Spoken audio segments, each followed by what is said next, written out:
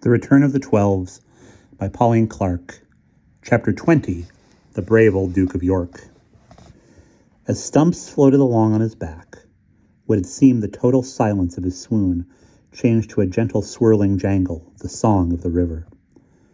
And what had seemed total darkness became a bewildering pattern of black branches and moving leaves, and moonfall and swinging stars, and the stars were not those which had shot and exploded in his poor head when he banged it, but natural, friendly stars, winking above him in the heavens. Then Stumps knew that he was alive, and had no need even of Cheeky's ministrations to make him so. "Huzzah! I'm not done for yet," he said to himself, "but I had better see where I am going." So he turned himself over on his front, and instead of floating helplessly, which his partly wooden constitution had made possible, began to swim.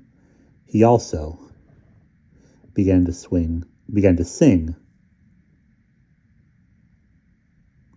Little Barrero in his well-known courageous way, until a mouthful of foaming water put an end to the song and very nearly to Stumps. He choked, coughed, and grabbed breathlessly at a black shape he thought was a stone, only to find it sleek and soft and moving. It was that inquisitive rat. He had followed the floating Stumps downstream, less afraid of him than of the 11 screaming young men in the water, and determined to find out what they were. Stumps at once thought, "Crocodile!" being used to Africa. "Now I am done for!" And the shock brought him fast to his senses, and he struck out for a flat stone. The crocodile followed, but far from grabbing his leg, as he scrambled up the stone, he nosed gently at him, his whiskers pointed forward, and his eyes shining. "Where... what are you?" he said at last in some exasperation. "I am Frederick Gulf, Duke of York, and sometimes King of the 12, otherwise known as Stumps," said that young man, controlling the chatter of his teeth with difficulty. "And what are you?" he added, determined to give as good as he got. "A water rat," said the other. Stumps breathed more easily. "Where does this river go?" It's totally the wrong accent for that rat, because here is a more phonetic voice for him. "I nobbut know the stretch down to the brig below here where it meets to the beck. I'm bound for to bring me sen. Thou can have a ride if thou likes to jump on." This is an exceedingly polite animal, thought Stumps, and it is better to get to the bridge where I can wait for the rest than be stranded on a stone in midstream, or hurtle along further than I want to go. So he bowed and said he would be obliged, mounted the rat's neck. He was borne comfortably down the river, able to look about him. "Did you happen to notice what befell my companions?" he asked nonchalantly. "I think all the lot of them got ashore," replied the rat. "Excellent," said Stumps. "No more than I should expect." "Are you foreigners in these parts?" asked the rat. "On the contrary," Stumps replied. "We have been hereabouts for well over 100 years, and our patriarch was in fact 140 when he began, so I leave it to you to calculate his years now." "I haven't oft known anybody start at 140, the rat remarked, and became so involved in mental arithmetic that he barely noticed the bridge. It loomed above Stumps, a wide, noble curve in the moonlight. The rat landed him upon a stone, whence he could easily walk to the shore, and then disappeared himself into a hole in the other bank. Stumps watched the happy water for a little, then found himself a hidden place on the bank and fell asleep. It was high noon when he awoke, and he was awoken by voices. The sun shone through the arbor of leaves, behind which he sat, and warmed his shoulder deliciously. The voices were familiar, and though monstrously loud, they were not frightening to Stumps, because he half recognized them. "This'll be the way, Janie," called Max. I bet this road leads round to Harworth." "Yes, you can see it, Will. It's miles for them to go, but they'll cross this bridge. We'll go back and get our bikes in a tick and bicycle right round," answered Jane. I say, Jane, what a superb place to play. Look at all these marvellous stepping stones, and under the bridge there'll be tiddlers and boats. It's terrific for boats. I know, let's go get the Ashanti canoe. It was the genie. Stumps had scrambled to his feet, rubbing his eyes, realizing only this, that he must make himself quickly obvious. They could rescue him. They could tell him where the others were. They, particularly Max, were his protectors. He parted the leaves, ran from his hole, scrambled down the bank, and on the first stone, the voices had stopped. Where were they? "Oh, Genie," Stumps said. "Here I am. Notice me." He could hear footsteps above him on the bridge. "Come on, we shan't be long." "All right, what a marvelous idea." Stumps scrambled and leapt from stone to stone, his thin arms balancing him. Then he looked up at the bridge, waved his arms, danced, and even tried a small, thin shout. He heard only a commotion in the trees by his back and the sound of footsteps running. Stumps stood gazing at the bridge and gulped. He was so small compared to them. They had not seen him. They did not care even, perhaps. But here, Stumps pulled himself up. He was quite sure the genie Maxie cared. What about the adventure of the creeper? He flicked away minute tears and said, "Come back, Genie. I am here." Perhaps this was why Jane stopped breathless on the footpath when they were nearly back at the mill. "Max," she said in tones of horror, "we're supposed to be looking for Stumps. We've forgotten Stumps. How could we? We promised." Max went scarlet and then white. "Help, it was the canoe idea. Shall I go back?" "What about the bikes? We can't bring them this way, all over these rails. Really, can we?" "No. We'll have the bikes back home, get the canoe and go round by the road, the other way to the bridge. Come on, hurry. Poor Stumps. I've been looking all the way along in the river." "Didn't forget for long," Max said guiltily. Stumps sat down upon his stone and waited for what seemed to him hours and hours. The sun had warmed the stone and made it very comfortable. He wondered where the others were and whether Crashy had yet sent out search parties. Would it be better if he followed this river back the way he had come, hoping to find them? This was what he would do if the genie did not return. But the genie did return. Stumps's heart leapt for joy as he heard their voices once more. They jumped off their bicycles. The genie Maxie came scrambling down the bank, quite near him. "I'm going to search every hole and every stone along this bank," he shouted. "I thought we were going to launch the canoe," said the genie Janie, following him and doing so. "You can. I must look for Stumps," Max said, sounding worried and ashamed. "He could have been washed ashore anywhere," Stumps almost laughed. They had even brought the Invincible to rescue him. It only remained to attract their great attention and avoid Jeanie Janie's large pink bare feet as they tiptoed from stone to stone. "It's floating beautifully. There's a frog on that stone. It's going to jump, see?" "Where?" Max hurried across. Stumps waved his arms and shouted with all his might. "That's not a frog, that's Stumps!" shrieked Max. "Careful, Jane, bring the boat alongside. He can get in. He'll like it. Oh, Stumps, where have you been?" Max whispered, stooping down. Stumps flung himself lightly over the edge of the canoe and turned to smile at them. He felt much relieved. So did they. "I've had a good idea," said Max when Stumps had disported himself in the Invincible, making several journeys with the genie in command. "We'll leave it down here, ready. It may be useful for tonight, and we'll find some sticks for paddles." "We must hide it, though. It's precious," Jane said. They did this to their satisfaction, and then Max picked up Stumps. They hurried back along the footpath, and Stumps sang, "Marlbrooksen,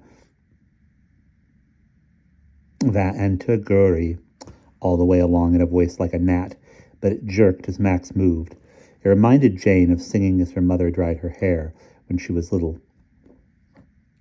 When they reached the stone step and the burrow, they knelt down. "Now, Stumps, Frederick first and second," said Max. "Announce yourself. The patriarch and the rest are hidden underground. Tell them to make their way tonight to the bridge. You can guide them." Stumps nodded and marched boldly to the hole, calling in a loud voice, "Crashy! Crashy!" The call grew fainter and fainter. Then Jane and Max, with their ears to the ground, thought they could hear a shrill, distant cheer as the young men welcomed Stumps, and the sound of many voices chanting the old chant. "Stumps! Stumps! Here is Stumps!" "It's all right," Max said. That night, they made careful plans. Jane looked up moonrise in her diary, borrowed an alarm clock of Philip's, and set it for half an hour before. The alarm clock woke Philip as well as Jane. Not only this, he had already wondered why Janey wanted to get up early and needed waking on a summer morning. When he realized it was the middle of the night, he was suspicious. He sat up in bed and heard stealthy movements from Jane's room next door. Philip had already noticed that Max and Jane suddenly seemed far less worried and sad about the loss of the wooden soldiers than they had appeared at first. Added to this, when their father or mother spoke to them and wondered where they were and if they would ever hear of them again, Max and Jane looked what Philip called cagey, trying very hard to look non-committal, and they succeeded in looking conscious.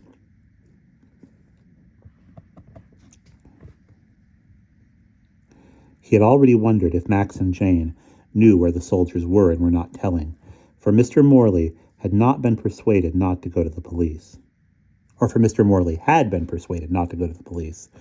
Meanwhile, Mrs. Morley had told Philip he should cable the American professor tomorrow to say they were lost and prevent his fruitless errand. Philip was loath to do it, and kept hoping that the soldiers would be heard of. So it was no wonder that Philip connected this strange nocturnal behavior of Jane's with the disappearance of the soldiers. He heard Jane tiptoe down, and Max follow her. He leapt out of bed and looked out his window. His room, unlike Max's, faced the front. A half-moon lay floating on her back, like an idle silver cradle, and the billows of lapping cloud seemed to make her rock. He heard them bringing their bikes round from the yard, wheeling them steadily on the grass verge. They went out of the front gate and set off down the hill. If he did not hurry, he would lose them. He flung on slippers and topcoat, fled downstairs, seized his own bike, and followed. Philip spun down the hill, feeling an excitement like a bubbled wine. He could just see their bicycle lamps ahead in the distance as the road turned right. The moon spread a silver icing over the reservoir, which Cracky had thought was the sea. The wood by the road was as dark as enchantment. He sped after Max and Jane. Now they were crossing the road bridge over the beck, and he could see the water silvered. This was the direct route to Haworth. Philip kept his distance. He would rather not be seen. Before the houses of Haworth began, they took a sharp turn to the left, downhill. Now, if he was unlucky, they would see his lamp, should they chance to look back along the main road. Philip knew where this lane led. He had already thoroughly explored their new surroundings. It led, once, through a farm gate, along a stony track, to the old pack-horse bridge. He would have to be careful now, or they would hear him on the stony lane behind them. When he reached the bridge and saw their bicycles stacked, he decided to stay there. They must be coming back. He leaned over the bridge and gazed at the water. Then he saw the bicycle lamps casting small searchlights all round the other end of the bridge, down each bank, over the stones and the water, into the overhanging bushes and holes. Max and Jane were searching for something. Philip heard them whisper. Always at night one seems to whisper. Why is it so? And saw the bike lamps going away over a field path, the other side of the bridge. I thought they'd be here already, Jane said. So did I. Mind where we walk, Jane, answered Max. I expect they'll keep us to the footpath, don't you? But when they reached the stone wall and step and the rabbit hole, and still had not met the young men, they were worried. We've missed them. We ought to have set an extra place. We ought to have set an exact place. We said the bridge. It doesn't matter so long as they're safe. Only I'd like to see them over the beck. So would I. They flashed the lamps right and left, Jane said. They'd come out. If they were here, they'd see our lamps. Let's wait. They may have come a roundabout way.